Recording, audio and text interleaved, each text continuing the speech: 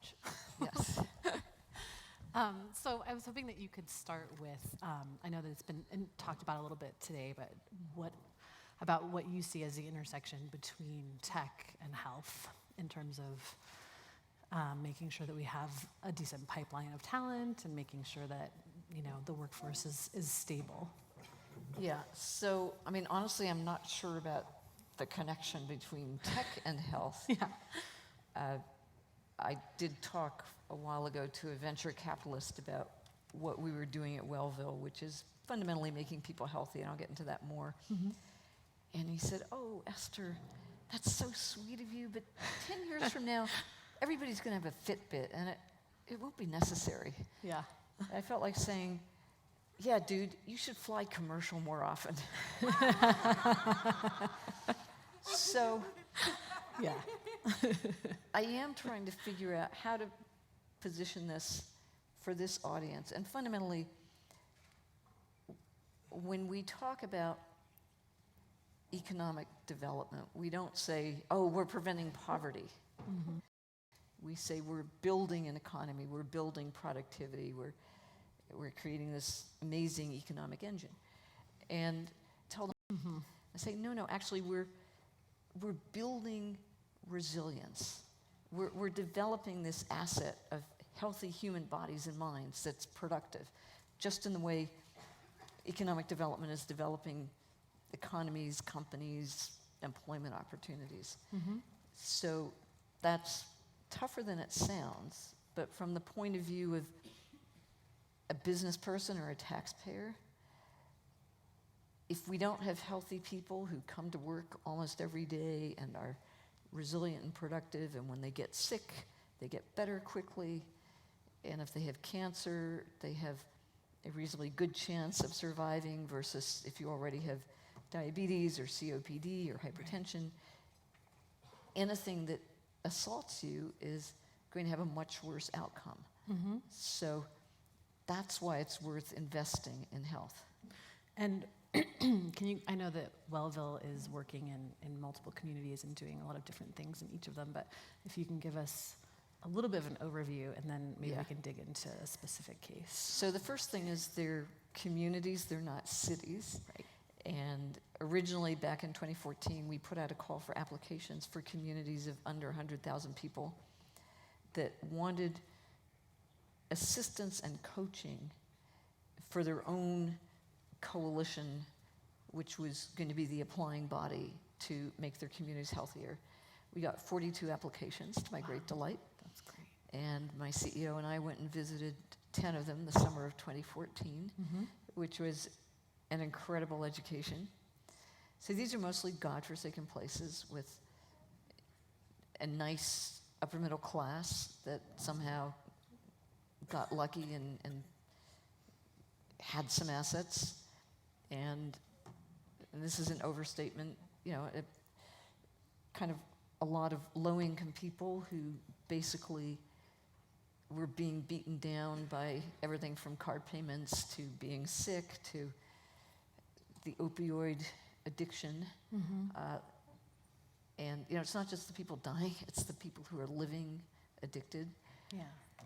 And crummy schools and bad food swamps, not food deserts. Mm-hmm. And the middle class had kind of disappeared, the jobs weren't that good. So, but they wanted to do something about it. And our job was to be an executive coach kind of entity, not a we'll do the work for you and then when our funding runs out, we'll leave. Yeah. So kind of like teaching them how to apply more business strategy to it? We don't give you fish. Right. We teach you to fish. But we didn't even teach them how to fish. What we're trying to do is to help them build their own fishing schools that will keep turning out great fisher people. Yeah. And many of those fisher people will be teachers, nurses, policemen, police people who play ball with the kids instead of putting them in jail. Mm-hmm. And just, how do we build the fabric of the community? And then if you're an employer and you run a call center, you won't be dealing with these horrible absenteeism rates. And if you're doing something more high tech, there will be kids who made it through school and then college, and they'll be motivated and productive, and it's a place people want to live. Yeah. So let's dig into one of these Okay. communities. And I think since we're on the West Coast, I know you had mentioned working in Lake County, Right. Which people here might be familiar with. Yeah, it's the is place anyone- beyond Napa Valley. Wildfires. You probably stop in Napa Valley when you go north, but Yeah. beyond it, there's this wonderful lake.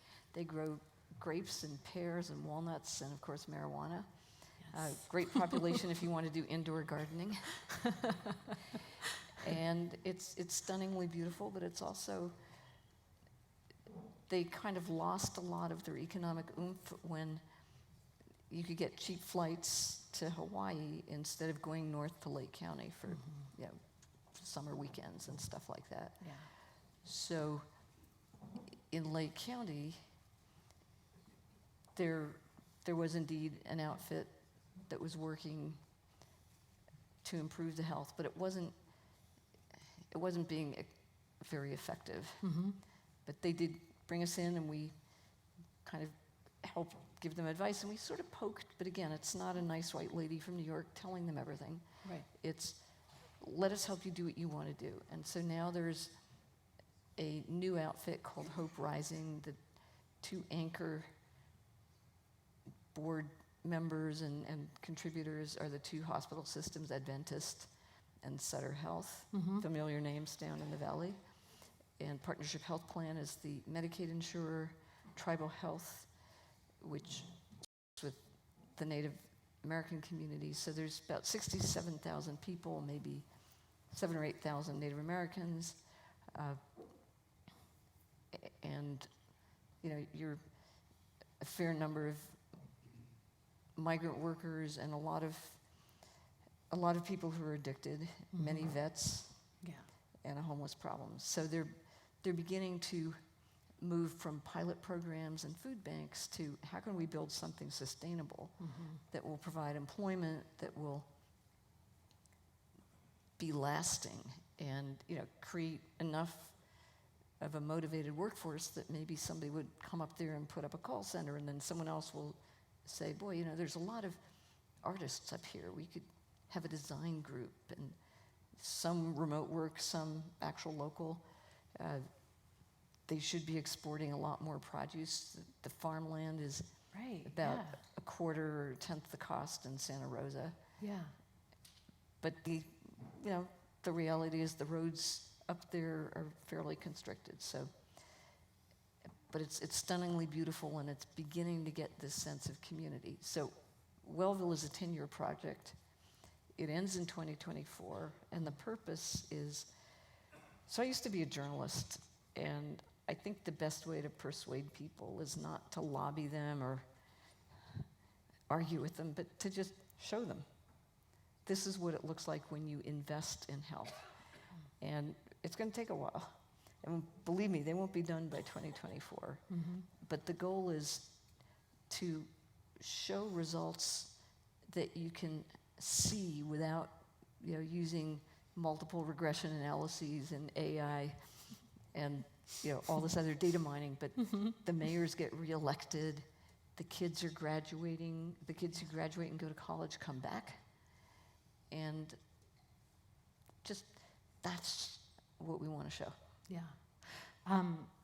Outside of the Lake County example, is there any one particular success that you're proud of? Well, so we're a team of 6, 5 of us, each one of us has one of the communities. I've got Muskegon, Michigan. Mm-hmm. And the thing I'm most excited about is the diabetes prevention program, which is a evidence-based, government-sanctioned, whatever program offered by the YMCA. And so from my point of view, it's a great vector for, if we're successful, the YMCA can spread it. We don't, it's like it's got Right. a natural way to scale beyond Muskegon. I went to see the CDC last week to talk with them. So Muskegon, since we got there, they're part of a grant the CDC gave to Trinity Health, which is Muskegon's primary provider, and Trinity is over a lot of the East, and they've got 16 ministries, which is what they call their health systems, doing this. all of them are doing it themselves, except in Muskegon, they're using the YMCA. Mm-hmm. And this is not simply a here's a list of things to eat and go to the gym every morning and you're done. It's really a class where the people come together, work with one another, so it builds up social fabric. It's not just about the physical. And I have to believe that not only will they be eating better and getting physically healthier, but they will be getting mentally healthier. The ones who are parents would be better parents. Mm-hmm. And the other thing I've learned, I'll check it. oh, we're still Yeah, we're good. green. Great, we can go on for another half hour. Yeah. So we know about addiction, and we know about, eating, like people get sort of addicted to food. Right. The And they sugar thing and all certainly- that. Yeah. It's all about short-term thinking versus long-term thinking. Mm-hmm. And where you learn that short-term thinking is during an insecure childhood. Mm-hmm. I was trying to explain, just like I'm trying to explain here, to a bunch of AI people, Mm-hmm. what are you doing? And I said, we're improving the training set for infants and toddlers so that they learn that security. Short-term desire is addiction. It's instant gratification. It's grab the marshmallow because you might not get another marshmallow. Mm-hmm. Versus long-term thinking, which is purpose and strategy. And whether you're a politician or a business person or a health insurance company or an individual, you need that purpose. You need that sense of agency. If I do things, I'll get results. Versus, I'm not even going to try because everything just gets screwed up when I get involved. Yeah. People need a feeling of agency, and as parents, they can be better parents and they can pass that along to their kids. And that is going to be hard to see a lot of, even in years. Right. But we want to get it started, and I think, you will see it in the first. We should have started yesterday, but we're starting today. Yeah. I think we have time for maybe one question. It says Anyone- 2:14, yeah. If anyone wants to ask anything. Anyone? No? Okay.